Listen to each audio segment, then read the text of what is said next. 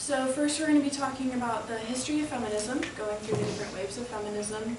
Then we're going to explore what biblical femininity looks like, and then a biblical response to that. The history of feminism. First wave was in the 1830s to early 1900s. This was primarily about women's right to vote, so suffrage, and the 19th Amendment. Women were fighting for equal rights to be able to own property and land. Before this time, there was this thing called coverture, where only a man could own property, only a man could vote on behalf of his family.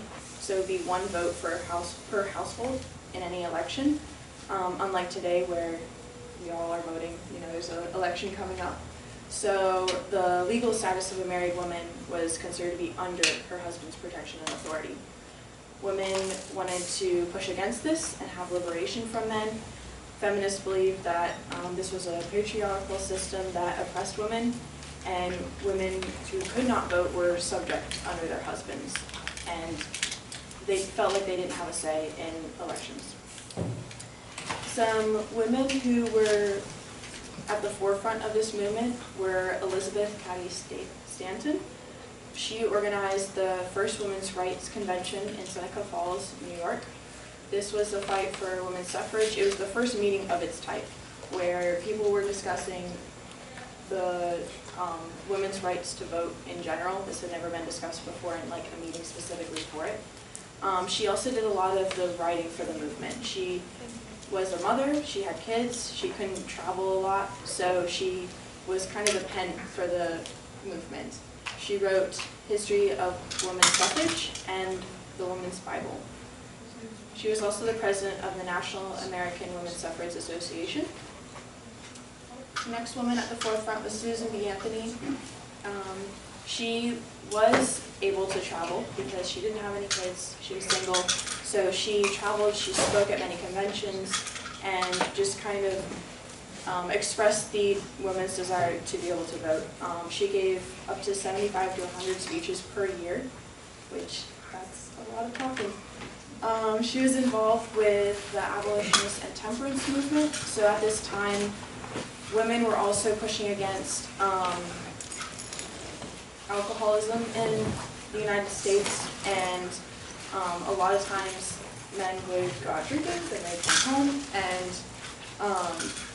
just be not pleasant to be around, and women did not like that. They felt that they did not trust the judgment of the men in that era, so they wanted to push against this and promote different laws and things like that that help with temperance, and they couldn't push any of those bills if they couldn't vote. So those two things were closely related to one another. She also argued against the leadership and family decision-making of a man and for women's right to vote. Third person is Margaret Sanger. She started the first clinic of Planned Parenthood, and she also fought for the belief of abortion and birth control. She kind of coined that term. So the first kind of conversational piece we'll have, you guys can talk with your neighbor about how were temperance and suffrage intertwined. So take a couple of minutes to think about that. All right, so what are some thoughts?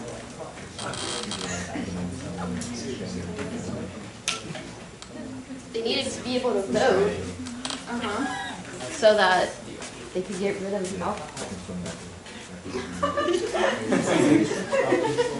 About control, yes? I don't fully understand what the temperance movement Right, so, yeah, temperance was the fight against alcohol, so like abolishing alcohol in general and the purchase and selling of it.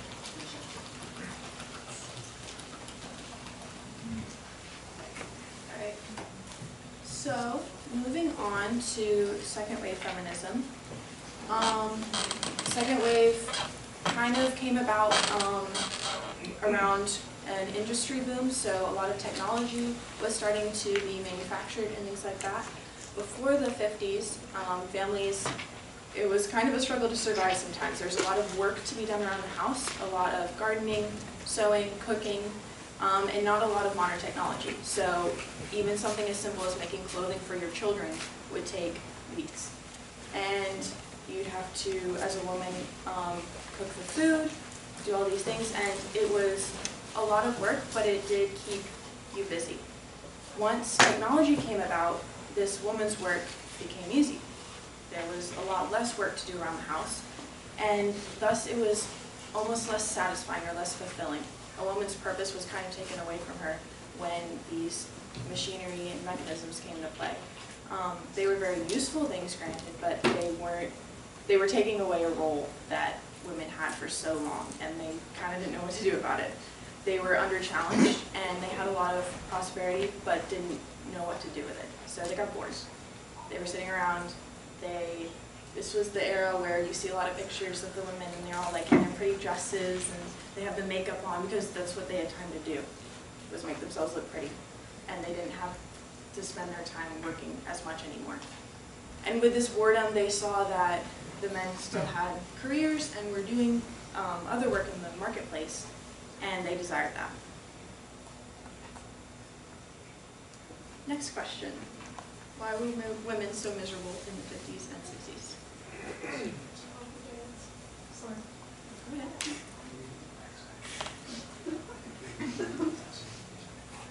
Have you ever seen those coffee ads where they like make the woman, like just the lady makes the coffee and then she doesn't brew it right and then the husband gets upset? Actually, I don't think I've seen that one, but Like it was like a popular thing. okay. It's like once he gets his cup of coffee, he's fine. Yeah. It's like that kind of stuff, and their purpose was taken away from them.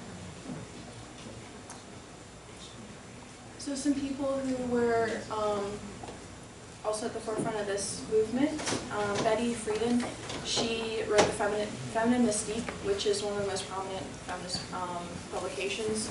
It initiated second wave feminism. She also co-founded the National Organization for Women, which wanted to bring women into the mainstream of American society, now and fully equal in partnership with men. So this was the idea that women could act like men, not just be free from men, like in first wave feminism, free to do their own thing, but that they could do the same things as men could. It focused on workplace, sexuality, family, and reproductive rights. So in the workplace, women wanted the same pay as men. They wanted to be able to do the same jobs as men. They also wanted to be able to express themselves sexually without repercussion. So sleeping around and not having the consequences of a child. So abortion and birth control pills took a rise then. That's around when Roe v. Wade was decided. And there was a lot of dissolution of the nuclear family. So women felt like they no longer had to have a man in their life. They could vote on their own. They could work on their own.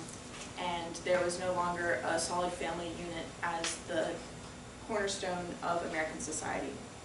Around this time, no-fault divorce also came up. So a married couple could divorce, and neither party had to have a reason for why it was happening. They could just sign legal documents and not show any wrongdoing for it.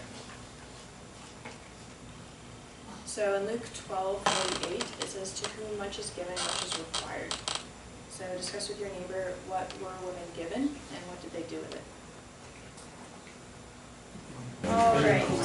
I would say it's a feminist. So This is my dad on the bike. after This is Why my gotta second give wave, the old story? we move into third wave feminism, which seemed like a complete contradiction to everything that had been going on before. It was a even further step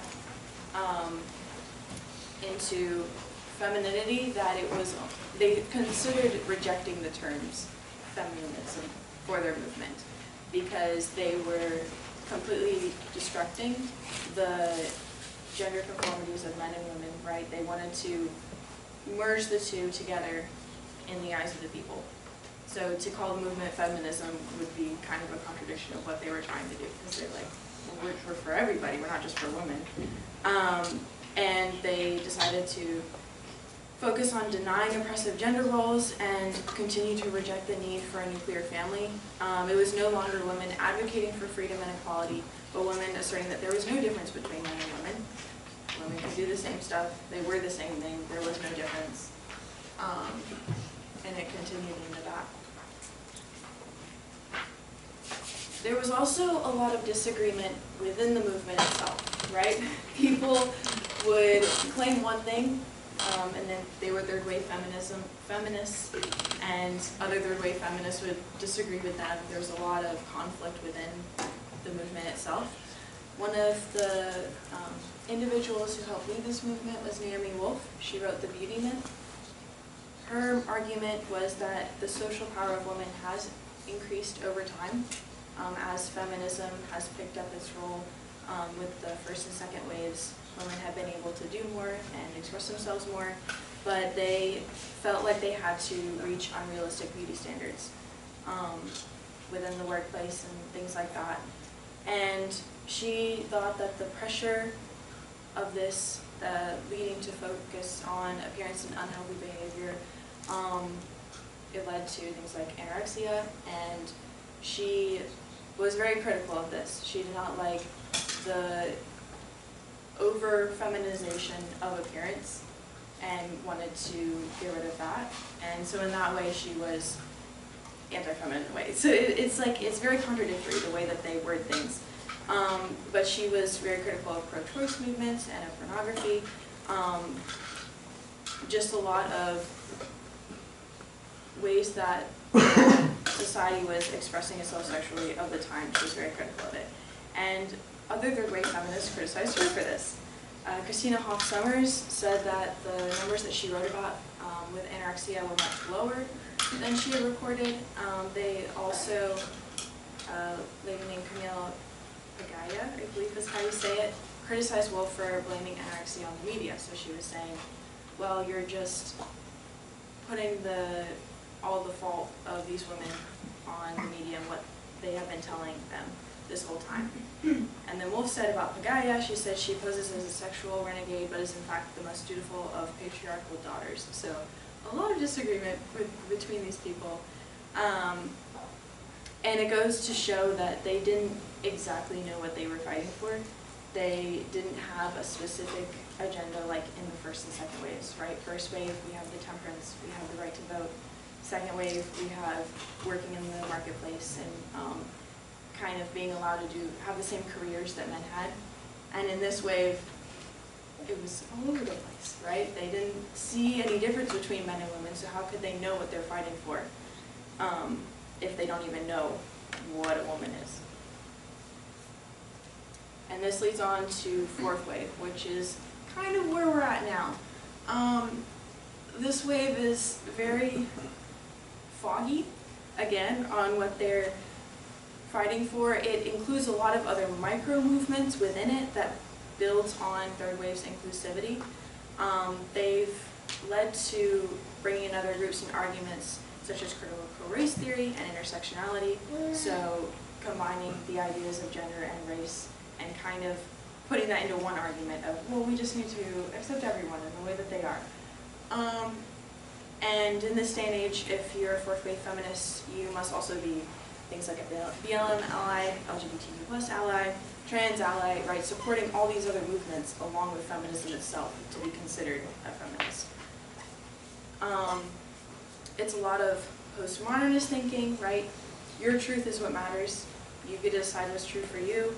If feminism looks a certain way to you, then of course that's true. That's the way you're going to go about it. So there's not a lot of concrete rules or things that they're looking for. A lot of diverging ideologies, right? Some say, well, you have to dress a certain way, or you have to look a certain way, right? The body shaming side. Others are body positivity, where it's you can look however you want, right? There's nothing wrong with that. You can dress how you want. You can. A lot of women in this wave would do things like not shave, right? It's like, oh, it's fine if I have, hair or things like that, and others are like, no, you can't do that. So a lot of arguments within that. Self-love and self-care are big things where they say that, oh, I'm just trying to love myself, trying to love my body the way it is, treat it the way I think is best, how I feel is best. And this group is largely within social media.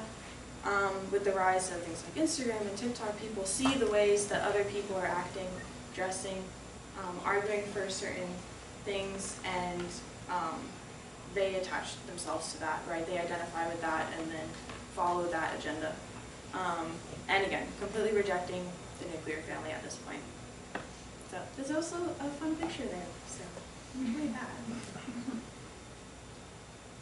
So these are some quotes from the Hoover Institution in an article called The End of Feminism. Could I have 2 volunteers to read each of these paragraphs? Any answer? Faced with the cost of sexual liberation, contemporary feminism has betrayed its devotion to personal freedom and equality, choosing instead to demand that the state use its coercive power to protect women not just from insensitive men, but from the consequences of their own choices. The demand for personal freedom without accountability contradicts the foundational philosophy of our republic. The right to liberty is not the right to be absolved from the consequences of one's actions.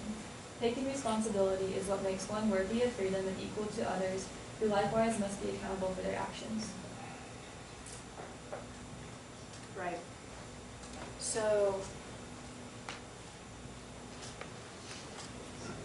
in this way, they've completely twisted the freedom that they fought for to begin with, right? They're not executing or using the freedom that they've been given in the right way, and it's leading to some dire consequences, like we'll see. And they're not, when you're given freedom, you're given responsibility to execute and use that freedom in the right way. When you're given the freedom to vote, you should look at who the candidates are, look what they stand for and things like that, and then execute your vote correctly. In the same way, when you're given certain freedoms as a man or a woman, you should execute that responsibility well. And in my view, they haven't been. And this article attests to that with just kind of explaining how far it's gone with starting with, we're going to allow them to vote, to where we are now. So, another question. Did feminists accomplish what they set out to do? If so, why are they still unsatisfied? Fine. I'm from a very liberal. What are, it sounds like you have a lot of thoughts. So what are some of our thoughts on this question? Anyone would like to share? It seems like they're kind of like nominally accomplished their goals, but if they admitted that, then they would just be bored and have nothing else to do and not really be a victim and that's anything they want. For sure. Yes? I'll say that there are some things that were, actually, I don't even know if I accomplished, I don't know if it's really possible to accomplish certain things when the goals are abstract, like liberation. Very abstract concept like that. Like, how do you even clearly define an end goal there? I don't know. But let's talk about more specific things, like for instance, one thing that the feminist movement is trying to advocate for is actually holding a lot of men accountable for abusive behavior that has gone unchecked. An example of this is the Me Too movement. And yes, some progress. I think progress is a better framing of this than accomplish. I think progress has been made in that direction. There are more mechanisms for men to be held accountable for abusive behavior, like say sexual harassment in workplace environments. And there are going to be some other areas where there's, things haven't been accomplished, and that can happen for a number of reasons. Not necessarily faulty ideology, but perhaps the system fighting against has a lot of opposition. And as for answering why is it still unsatisfied, it's because, well, the job isn't done. There's still things that people are still trying to fight for where there hasn't been as much progress made. But it doesn't mean that it's not worth fighting for. People will continue to fight for those things.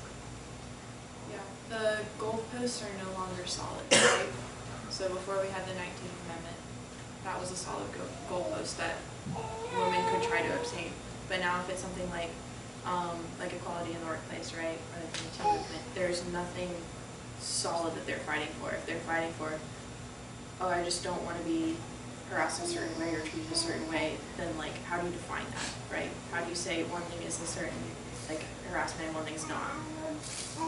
There's no clear definitions anymore. Maybe learn about smart goals. Yeah. For sure. Alright. We can come back to the different ways during like Q&A, but I'm going to be moving on to biblical femininity. Femininity. Because it's a difficult word to say. Alright. So, the nuclear family, right? I mentioned multiple times that this was something that has been broken apart with every wave of feminism. Before it was a solid entity that could vote, the man of the house would vote on behalf of his family, and it was very important that the family stayed together, right? And then slowly that started breaking apart with the right to vote, with abortion, with the workplace. Women could be single forever and work and do all the things, own a million cats. So, nuclear families. The postmodernists reject truth claims such as clear advantages of nuclear family units. So there are advantages of it, but they reject these. Would someone be willing to read the quote from yours?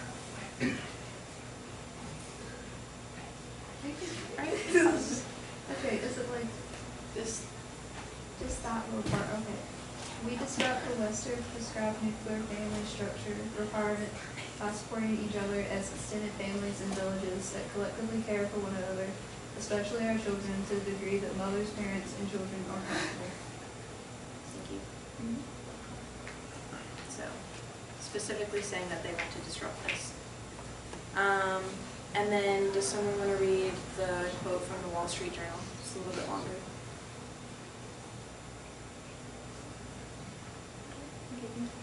Researchers have well established that children raised by married parents do better on a wide array of outcomes.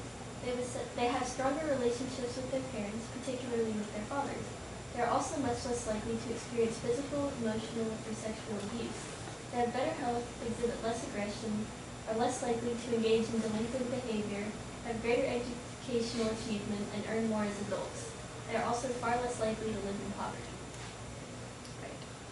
So, this world is not a perfect world. The nuclear family is not always ideal. It does not always happen, right? But there are clear benefits to it. There are clear things that come about with a children's upbringing if they are raised in a home with two parents, a mother and a father, who are married. So, that being said, we will move on to the Bible. There's been division between men and women since the very beginning. That has been around since literally the dawn of time. Would someone like to read Genesis 3:16 through 19? Kennedy? To the woman he said, I will surely multiply your pain and childbearing. In pain you shall bring forth children. Your desire shall be contrary to your husband, but he shall rule over you. And to Adam he said, because you have listened to the voice of your wife and have eaten of the tree of which I have commanded you, you shall not eat of it. Cursed is the ground because of you. In pain you shall eat of it all the days of your life. Thorns and thistles it shall bring forth for you. And you shall eat the plants of the field. By the sweat of your face you shall eat bread till you return to the ground. For out of it you were taken, for you are dust, and to dust you shall return. Right. So this is God speaking right after Adam and Eve sinned in the garden. Eve ate of the apple and gave it to her husband Adam, and he ate of it as well.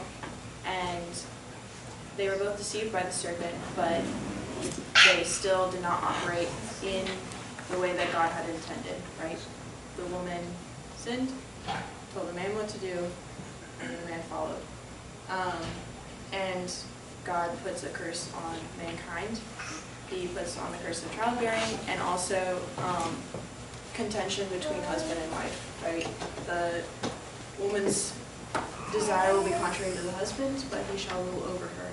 And then for Adam, he curses the ground and makes him labor, right? Men have to work. Men have to work to eat, to survive, to provide for their families. And while that can be fulfilling, it ultimately is a curse from God. So, next up. Because of this, there are certain sin inclinations of men and women, certain ways in which we are prone to sin that are different than one another because we are different. Ultimately, all sin stems from the question of, will I trust what God says, or will I be my own God? Idolatry is putting anything before God, including yourself. So there are certain sin inclinations that men can tend towards, such as selfish passivity, right? Not caring, not wanting to step up and take leadership. Also selfish aggression. This kind of goes back to the temperance movement, where they can be a little bit aggressive. And man, ultimately, he mistakes his rational thought as more powerful than his emotions, right? They believe that they have a rational grasp on the world, and that the emotions don't play at all into that, right? You're very disconnected from emotions a lot of times with men. This is not necessarily for all men, but this is the tendency that can happen. And for women, we struggle with control, right? We want to take leadership, we want to take control of a man, of a husband, of any situation really, and comparison. Women tend to compare themselves with others. That goes with the whole beauty standards thing that was discussed in third wave feminism that Wolf kind of went through with how that can degrade someone's life when they're continually comparing themselves to someone else.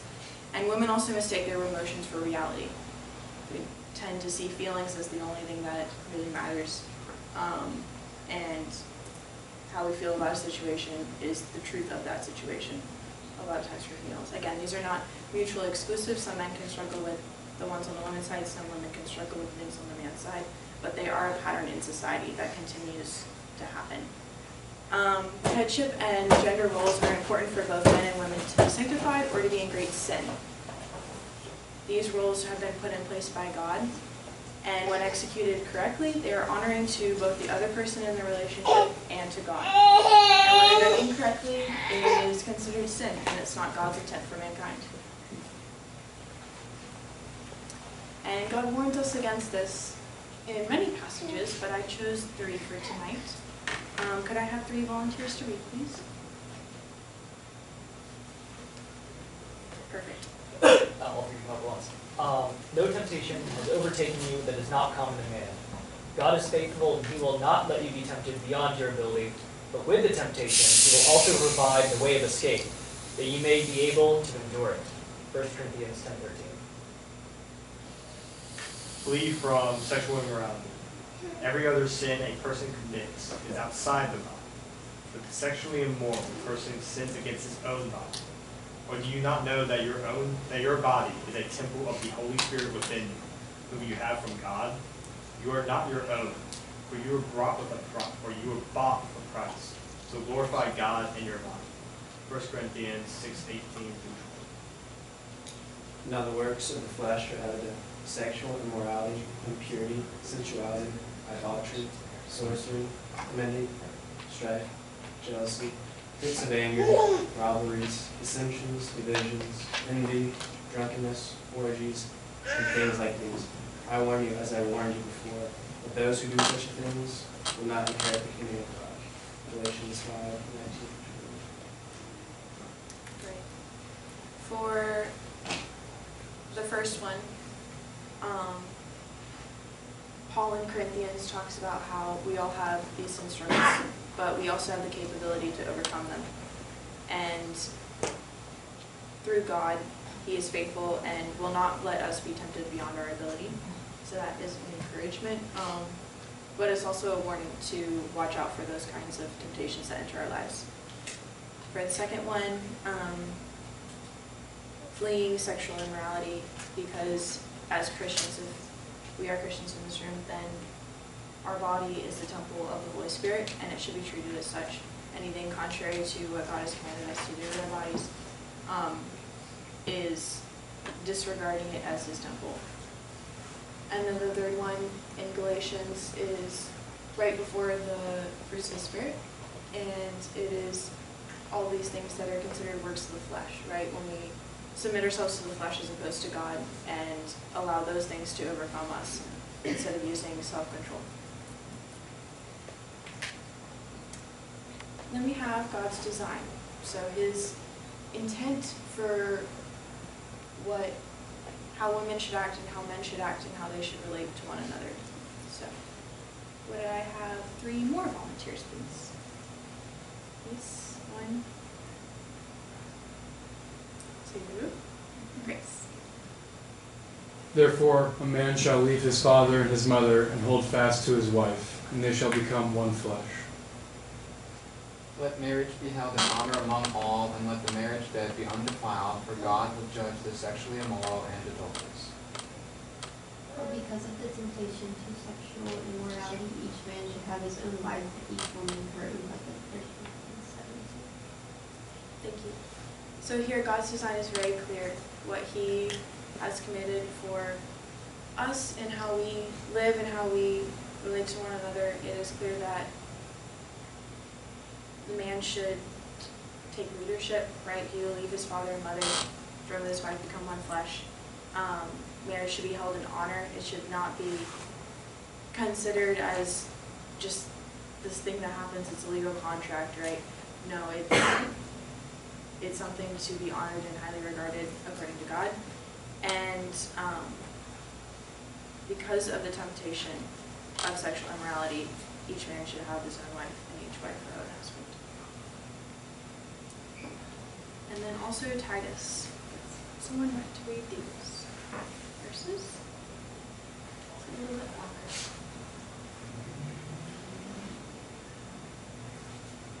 I'll call on someone. Sarah's got it. Thank you, Sarah. But as for you, teach what accords with sound doctrine.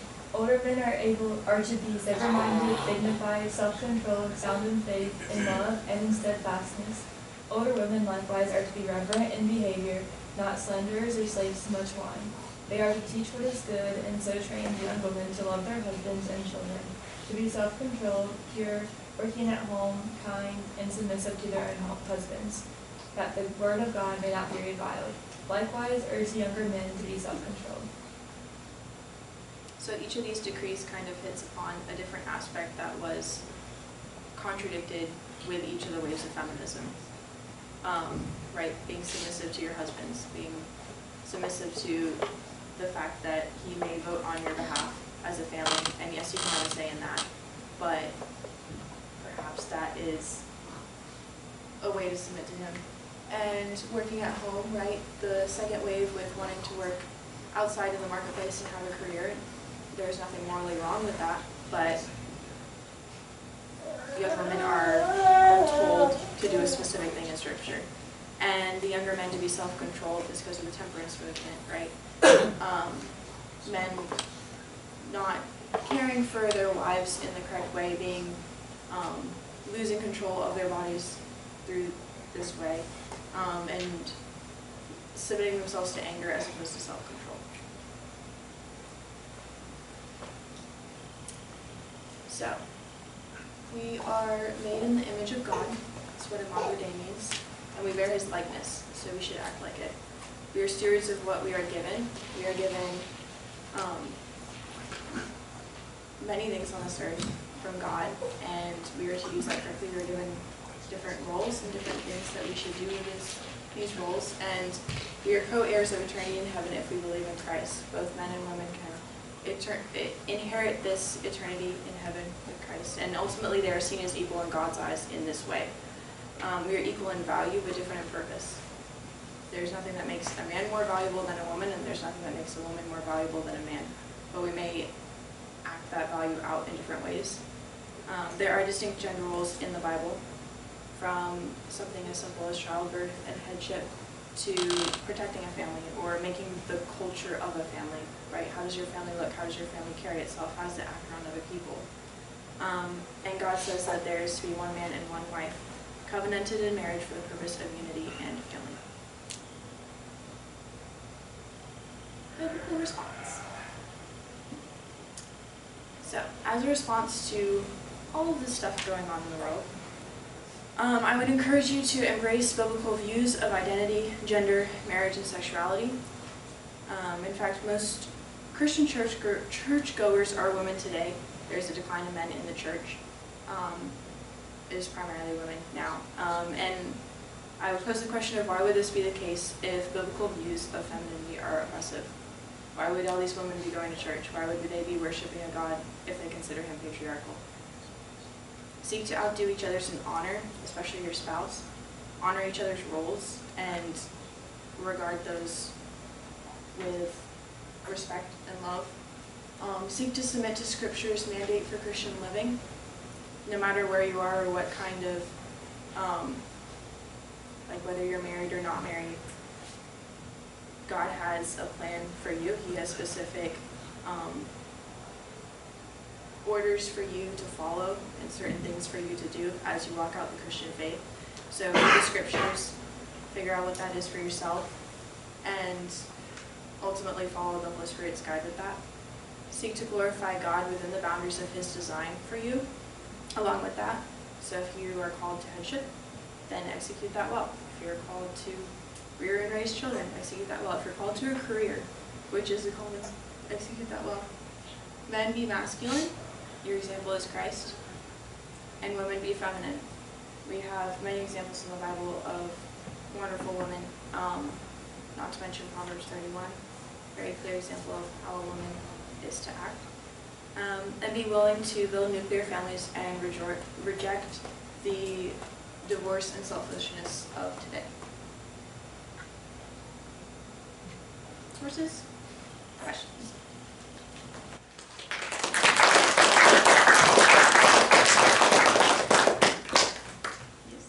Can you explain to me the nuclear family?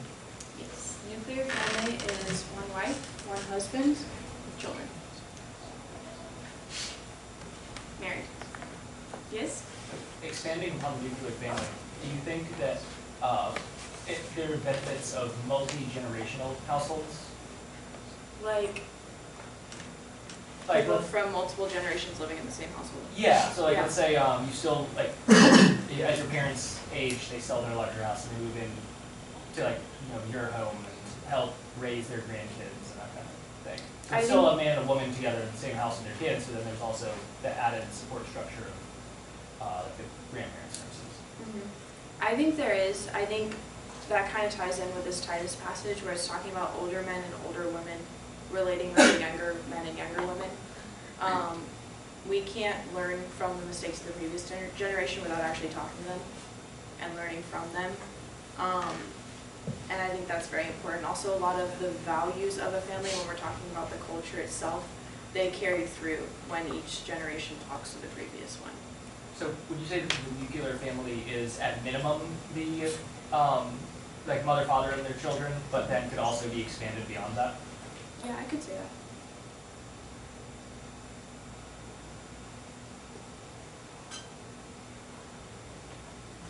Any other questions? Yes. Who's your favorite woman in the Bible? That's a good question.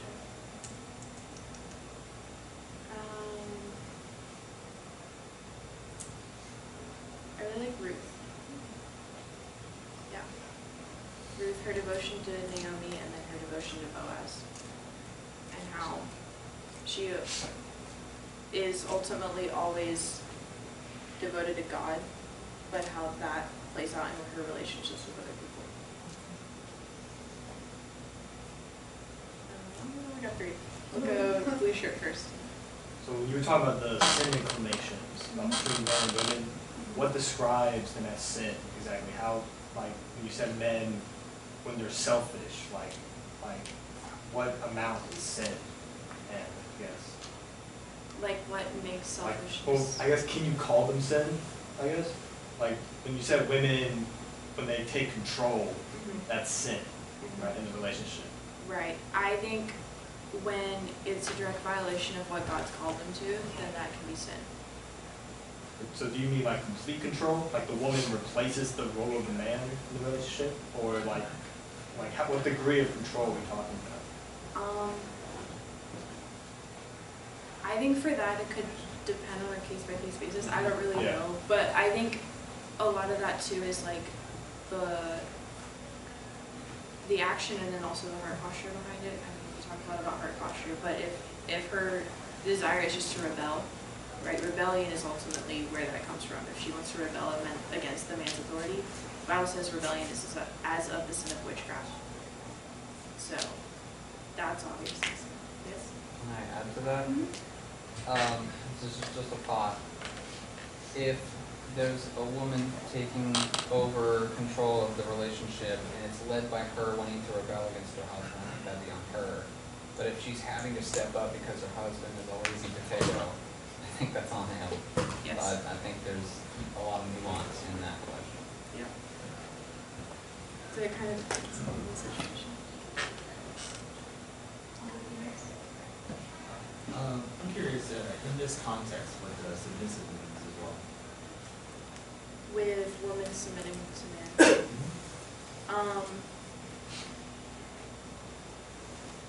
Yes? Because women are meant to submit to men in the same way that men are meant to submit to Christ, right? And so you have this hierarchy of authority where Christ has authority over all men, and then within your marriage specifically, so this isn't talking about outside of marriage, but within your marriage specifically, you have authority over your household, including with your wife. And so to be submissive is to, for example, if I decide that, or come to the conclusion that it's the best thing for our family for my wife to stay home rather than work, then what my wife submitting to me in that instance would look like is her saying, okay, yeah, even if I don't like that and don't really want to do that, I will go along with what you are saying, because you have this authority within our home over me. In the same way where sometimes I'm called to do things by God that I may not want to do, but I submit to Him and do them anyway, because He has this authority over me. What are the boundaries of the authority that a man can have over a woman's or a broader household? Yeah, so it's not over a woman generally, right? It's over like his wife. So something that. That's kind of what I meant. Yeah, I just want to make sure, because like some patriarchalists will go too far and say, no, all men have authority over all women, which is not what Scripture teaches them, right? But you said, like, what are the bounds of it? So all the things must still be done in love, right? So, for instance, you cannot like force her to do anything in a relationship, like things like. I think you know what I mean. That regard. So you can't like force things like that. Also, if she chooses to like rebel and does not like, let's say you should stay home, and she decides not to do it anyway, I can't like force her to do it, right? At that point, it becomes more of a it's on her type thing, right? Like that's something between her and God to work out. Yeah, does that answer your question? Somewhat. Cool. And you can also just ask specific like cases, like what about this or all that? We can talk through it. That's where I go from here, but I'll Sure. let people ask. I No, think good questions. good measure to it as well is the woman should submit to the man as long as it's within also what God is like telling her to do, right? If the man is causing the woman to sin or like telling her to sin, then she does not need to submit to that. Yeah, like, Because hey, let's ultimately- convert to Islam. Right. Right? Right. Elizabeth, you did first. The lady that, was talking about Marcus, so last name. Singer. Didn't she like start with eugenics? Yes. Yeah, she was big into the eugenics movement as well. Do you think like they tried to hide that when they talk about her? No. Sterilization? Yeah, it's, if you like research stuff about her, it does talk about it. I didn't mention it because it didn't directly have to deal with feminism, but I'm sure that they do hide it to a certain extent. And again, there's a lot of infighting with feminism. So just because one person does it doesn't mean everyone condones it. Yes, Joe? What is your opinion on the vote? On What vote? Like the parameters of the vote, who should have it, who should execute it, stuff like that. 19th Amendment. Sure. Was that the answer or the other question? Huh? Was that your answer to the question? No, well, I have an answer, but, so this is my specific opinion, right? I believe that when our nation was by household, one man per household, women can talk to her husband, figure out how he's going to vote. I believe that was the best way for it to work because it kept together the nuclear family. Now that women have the ability to vote, and that's pretty much been dissolved, I believe that they should execute that ability, but I don't think they necessarily should have gotten it in the first place. So, that's my take. Yes? Would you agree that based off of that convention, if we were to return to a system like that, it would be also beneficial to strip single men of the vote if we were to return to one vote per household? I would do so. I would disenfranchise myself following that principle. So you'd be basically saying you'd have to be married to vote? That's all it was. I would say it would be the most principled way to return to that system. So it was pre-19. Yeah. Perhaps. I think everything leads to decay, right? Sin nature and everything like that. Ultimately, everything's on a decline.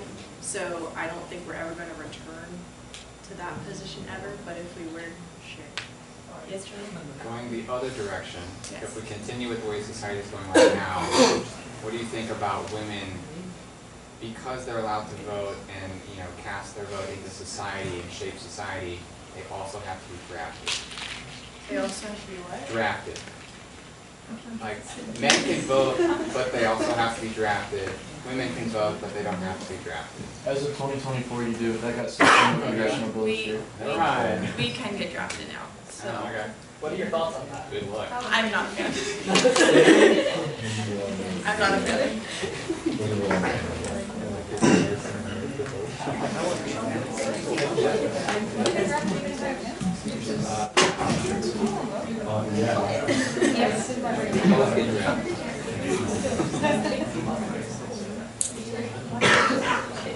I would still vote because it is something that I have the freedom to do, so I have the responsibility to do it correctly now.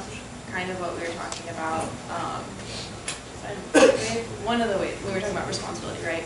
I have the freedom to do that now, and in a way, I have the responsibility to do it. I have the responsibility to do it correctly. So I would still do that because we're not in the system that we were before, even if I wish that were the system. Does that make sense? Yeah. Could you re-explain like the quote that was talking about like the Western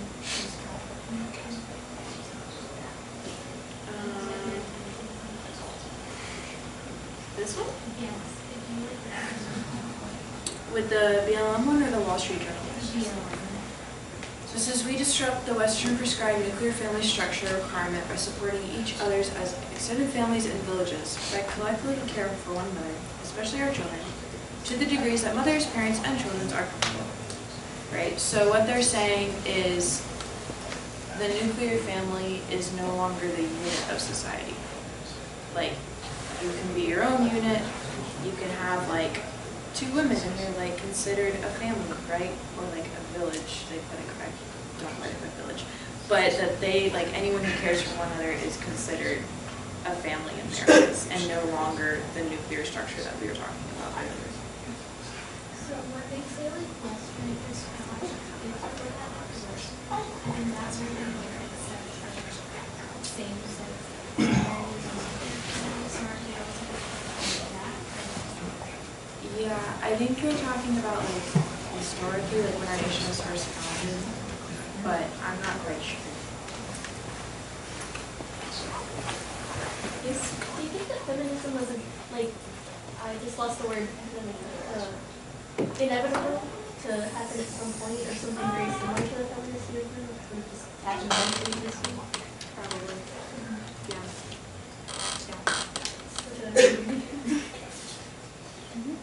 So, I the first line here, it says postmodernists reject truth claims such as the clear inventions of nuclear physics. I'm not convinced that what's said afterward really supports that claim. Because, first of all, disrupting doesn't necessarily mean you reject it. It just means that you're offering an alternative or just challenging, criticizing it. Also, where's, I don't understand why this is also being framed as a truth claim, because the nuclear family structure is a social construct. So, even if you could say that there are advantages that are themselves truth claims, is it fair to say that rejecting the nuclear family structure is rejecting truth claims? I'm saying that postmodernists in general reject truth, right? Truth is subjective to them. And one of the things that they reject are the advantages of the nuclear family unit. Not the nuclear family unit, like, how do I say it? They're disregarding the advantages of it and the truth behind that. That's the truth claim that they're rejecting. And because they're postmodernists, they believe truth is relative. Okay, so I'm curious what they mean when they say that, because obviously anyone could look at the line, postmodernists think truth is subjective, completely devoid of any context, like just the text appearing on the screen, and could just write off an entire school of thought as people are completely insane. I imagine there's got to be some context in which something like that is being said. Do you know the context? Because even postmodernists, I imagine they accept that gravity exists. The Earth has gravity. Some, yeah. I don't know what they think.